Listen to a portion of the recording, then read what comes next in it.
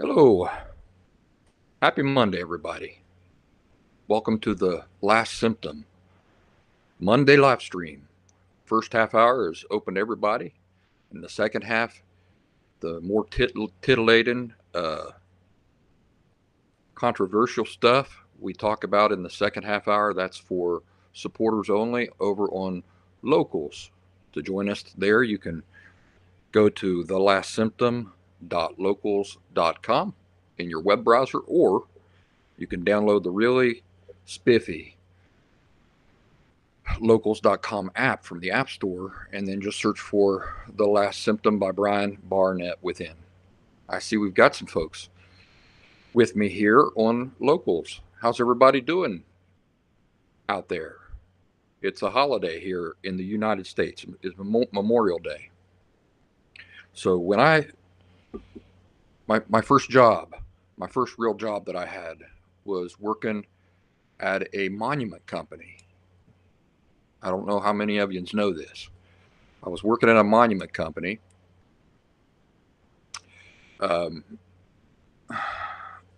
Making tombstones. Gray hair right there, sticking up. Yeah, I would do all the art on tombstones, and I would do lettering on tombstones, and really liked that job.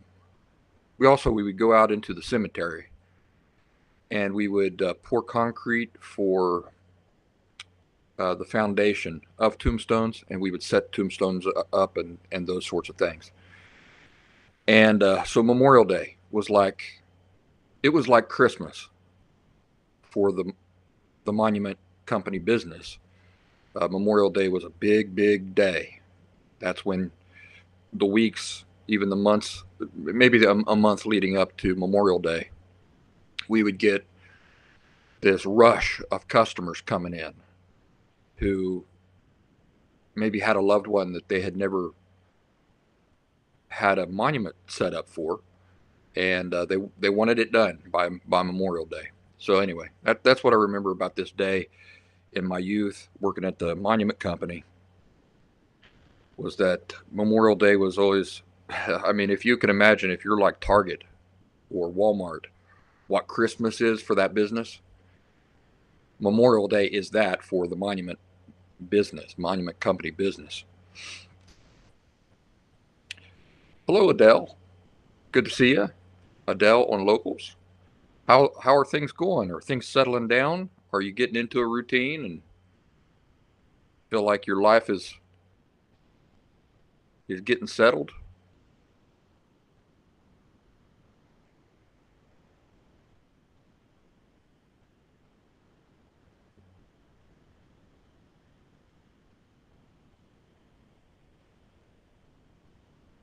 Got a few things to talk about today, but of course, I'm always interested in knowing what's on everybody's minds. Hi, David. Hi, Ann. Ann, how's life treating you? You doing anything today for the holiday? Adele, you got a job. That always helps, doesn't it?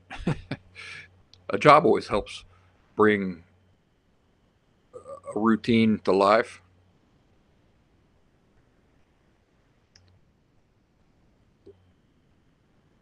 I'll tell you what, I bought 3 of these cups from Walmart several years ago. I think I paid $3 for them, $3 each, and they are fantastic. The best $3 I've ever spent. They keep your coffee hot. I mean, piping hot for hours, hours. And they got this neat little clip here. You can just like clip that to your backpack or something. Love them. I Am Bonnie is here. Hello, I Am Bonnie. So good for you to be here. It's nice to see you all. Ann says she needs a job.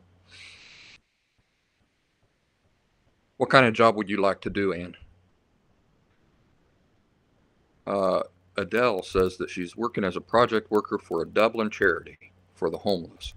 Oh, I bet that's rewarding. And Shamala is here. My goodness.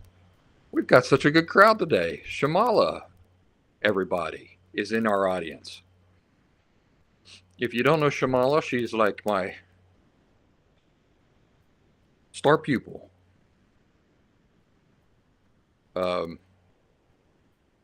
Yeah, Shamala is sort of like an honorary, what would you call it? An honorary celebrity here among the Last Symptom crew. I am Bonnie, has the day off. I don't want to give away too many details here, but I am Bonnie. Are you back home or are you still visiting family?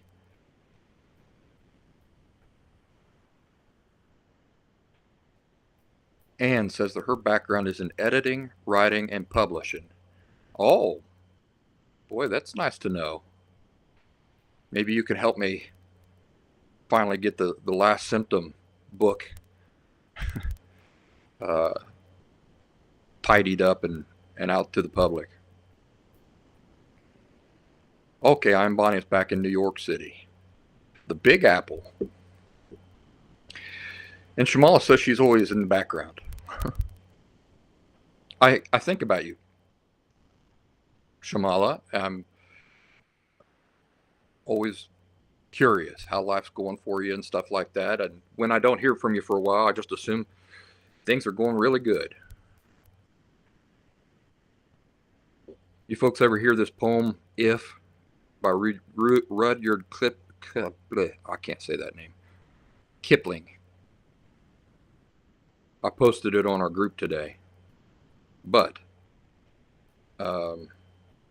maybe I'll read it to you here.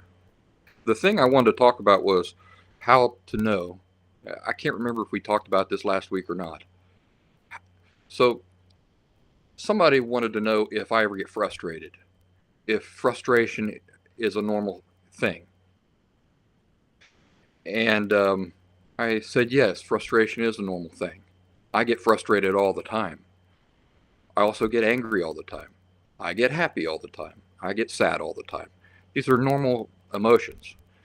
So the real question is, how do you know if something is a manifestation of an emotional disorder or if it's just normal human stuff? So I want to tell you how to distinguish, how you can know if a thing is from an emotional disorder or if it's just normal human stuff. That's one thing I want to talk about. Remind me if I forget, because I'm going to read this poem to you.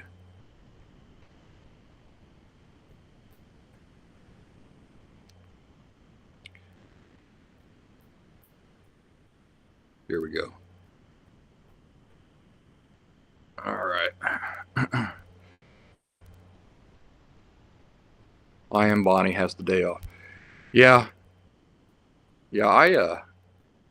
everybody's got the day off today, which is nice. Long weekend. If you're here in the States, I'm sure folks outside the States don't have the day off. Shamala moved in with her mom, who has dementia, so I split my time between the kids and her. Lots of lessons with patients. Boy, I can imagine.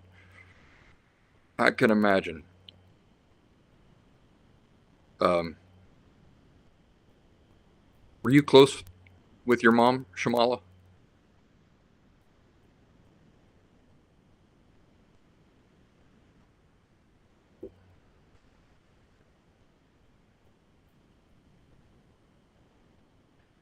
I've watched some videos online of people who are caretaking their parents who have dementia, and seems awfully painful because, well, like they don't recognize you and stuff like that. You were not at all close with your mom. Well, that comes with its own challenges, doesn't it? Here's the poem, If, by Rudyard Kipling. Boy, I'll tell you, that's harder for me to say than that other word I have trouble with. Similarly. If, by Rudyard Kipling. If you can keep your head when all about you are losing theirs and blaming it on you. If you can trust yourself when all men doubt you, but make allowance for their doubting too. If you can wait and not be tired by waiting, or be lied about, don't deal in lies. Or being hated, don't give way to hating. And yet don't look too good, nor talk too wise. If you can dream, and not make dreams your master. If you can think, and not make thoughts your aim. If you can meet with triumph and disaster, and treat those two impostors just the same. If you can bear to hear the truth you've spoken, twisted by knaves to make a trap for fools, or watch the things you gave your life to broken, and stoop and build 'em up with worn-out tools.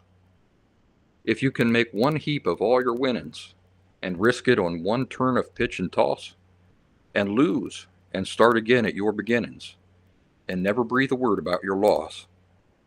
If you can force your heart and nerve and sinew to serve your turn long after they're gone, and so hold on when there's nothing in you except the will which says to them, hold on.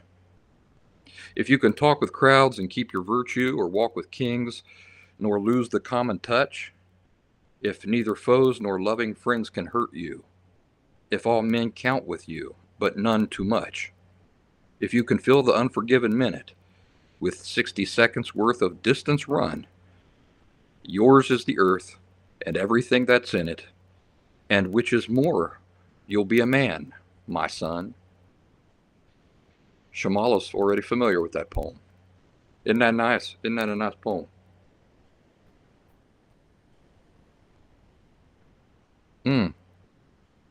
I'm Bonnie says that her grandma has dementia on her mom's side. That is not easy. I'm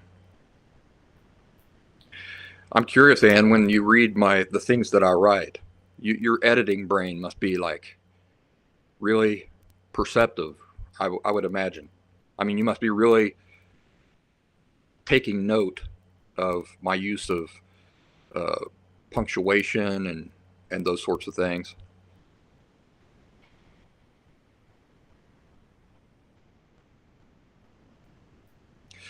This poem, the reason I like it so much is because it sums up everything we talk about here, doesn't it?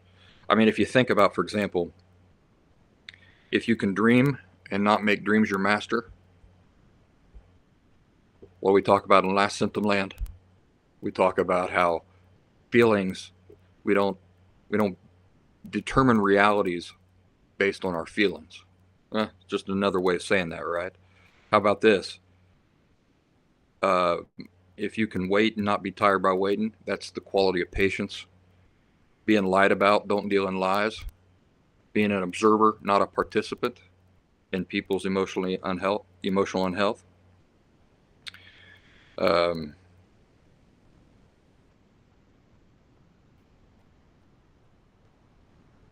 Lose, start again at your beginnings, never breathe a word about your loss. Keep in a positive, forward thinking attitude.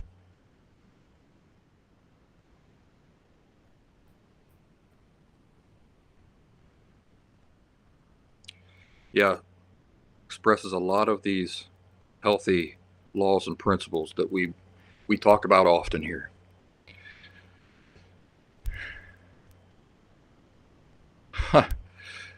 Penny says that her mom posted this poem today on social media. I come across it on social media, so I'd say that it's making the rounds on the internet, and that's why I saw it. Your mom saw it. All right, we're about 15 minutes in. Positive forward thinking is something I would like to get better with, Chet says. Hi, Chet. Well, got a good crowd here today, real good crowd. You know, the thing I think about with like positive forward thinking is that there's two ways to do it. Like you go onto the internet and you see like Instagram and stuff like that, and a lot of it, that positive reinforcement type stuff, it's just nonsense because it's not based on anything. It's not based on any reality. It's like if I want to believe in unicorns, if I believe hard enough and I think hard enough about unicorns, then unicorns are real. Um, or for example, if I pretend like I don't have problems, then I don't have problems. It's not that kind of positive forward thinking. It's where you acknowledge the negative. Yeah, there's negative things there, but I'm not going to focus on that. I'm going to focus on these positive things here. So it's not lying to yourself. It's acknowledging the negative, but I'm not going to focus on that. I'm going to focus on the positive. And you got to do that with yourself. You got to do that with other people. Love does that. It's a natural facet or aspect of authentic love, is to focus on the positive, not on the negative. I think about my daughter all the time. She's got her faults, but I don't sit around thinking about them. I celebrate the positive and I downplay the negative. That's what love does. I acknowledge certain negative things and I help her try to improve those things, but that is not my focus, and it's not the thing that I accentuate. In fact, there's a song sang by Bing Crosby, "Accentuate the Positive." Maybe I'll post that to the group later today. Shamala says that her mom's mid-stage and repeats herself a lot and gets lost, doesn't know where she is, gets frustrated, but remembers me for now. There was a Shamala, you might be interested in this documentary about Glenn Campbell, the musician Glenn Campbell. It's called, let me think about it. Let me see if I can pull it up. It's all about him going through dementia. Glenn Campbell.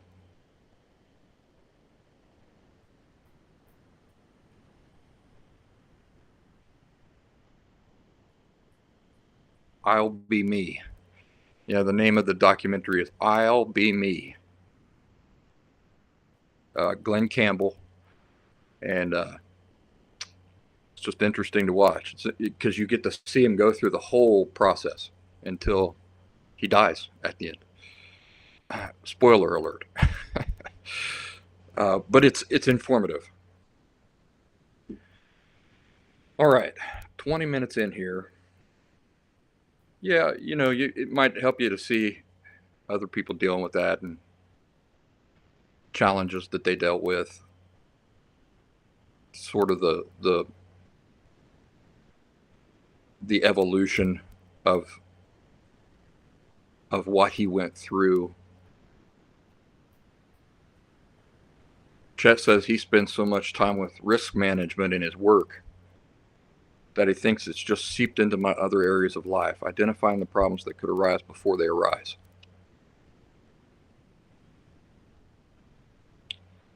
Well, do you think that that's a bad thing? I spend a lot of time. I was just trimming some bushes earlier today. I'll show you what I was using.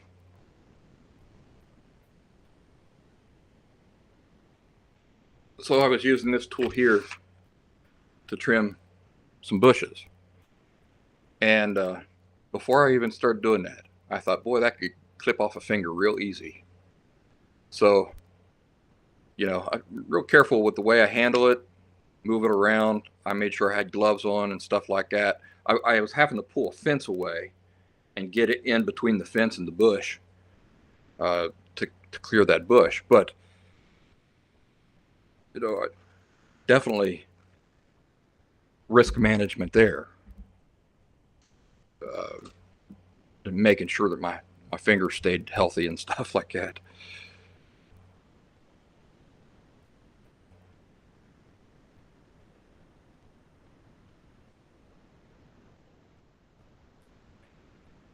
Adele says something interesting. She says that she's becoming more emotionally healthy, and she seems to notice that at the moment she's surrounded by a lot of unhealthy emotional people. Do I just notice it more now? Folks, what do you say? Got enough people in here to give her some feedback. You experiencing that too?